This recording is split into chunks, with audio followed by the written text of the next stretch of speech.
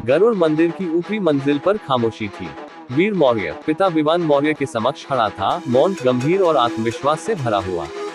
पिता, मैं जानता हूँ कि आप मेरे किसी भी शब्द पर विश्वास नहीं करेंगे, वीर ने अंततः कहा, परंतु कुछ बातें हैं जो आपको जाननी ही चाहिए।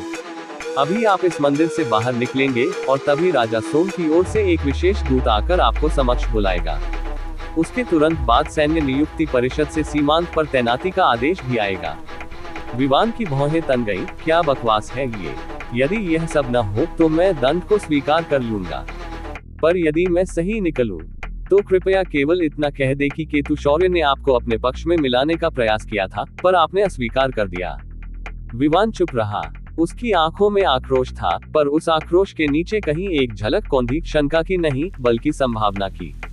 वीर ने घुटनों के बल झुकते हुए कहा, मैं आपसे विनती करता हूँ पिता, यह मौर्य वंश के भविष्य का प्रश्न है। योगिता मौर्य, जो अब तक शांत थी, भयभीत हो गई। भैया मत कहो और कुछ, पिताश्री बहुत क्रोधित हो जाएंगे। विवान ने क्रोधित स्वर में दहाड़ा, अब भी तमाशा कर रहे हो? लौटो महल में, अगली बार बाहर दिखे तो टांगे तोड़ दूंगा। वीर खड़ा हुआ। उसने योगिता की ओर सांत्वना से देखा और मौन में पिता के पीछे हो लिया। वे तीनों गरुड़ मंदिर से बाहर निकले। योजक चिन्ह, योजक चिन्ह, योजक चिन्ह। बाहर सड़क पर भीड़ जमा हो गई थी। राजधानी के प्रतिष्ठित लोगों के लिए गरुड़ मंदिर एक उच्च कोटि का विश्राम गृह था। तभी भीड़ में से दो व्यक्ति आगे बढ़े। विवान भैया, क्या आप यहाँ? आवाज आए। भानु और लव, राजदरबार के दो प्रमुख विद्वान, जो वास्तव में राजा सोम के विश्वासपात्र सलाहकार थे। विवान का दिल धड़क उठा। उन्हें देखकर उसका माथा ठनका।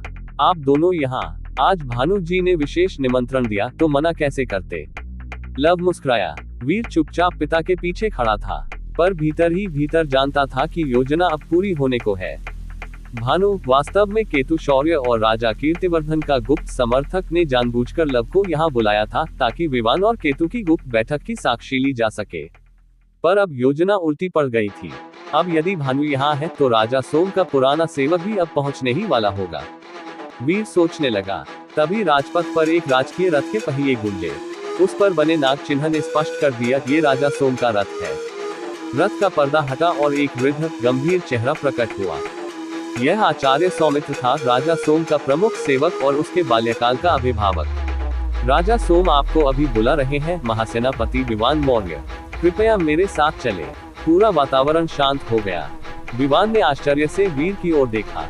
उसके मन में तूफान उमड़ने लगा। क्या